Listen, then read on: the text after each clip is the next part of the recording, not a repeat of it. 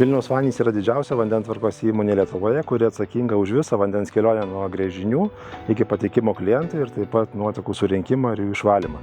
Vilniaus vandenys išvalo beveik trečdalį visos Lietuvos nuotekų.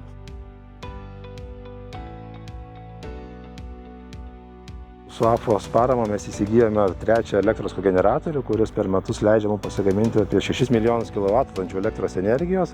Tai prisidedant prie to, kad dar mažiau perkam iš rinkos elektros energiją ir dar esam labiau nepriklausomi nuo elektros kainų.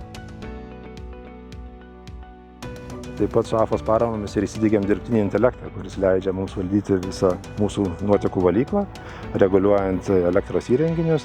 Ir jau šiai dienai matom, kad turime elektros energijos srityje sutaupymą apie 20%, medžiagų reikalingų biologiniam valymo procesui iki 30%.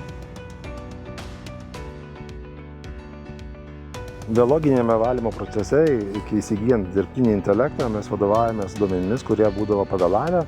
Tai yra duomenys nebūdavo online realiu laiku ir sprendimus tekdavo priimti truputį pavėluotai. Mes dabar turime su dirbtiniu intelektu, tai matome, kas atiteka į valyklą realiu laiku, matome, kaip išvalome nuotekas realiu laiku ir pagal tai valdome visą procesą. Dabar jau matom, kad tikrai dirbtinis intelektas mums turėtų atsipirkti per 1,5–2 metus. Kas liečia elektros kogeneratoriaus įrengimą, atsipirkimo laikas skaičiuojamas apie 8 metus.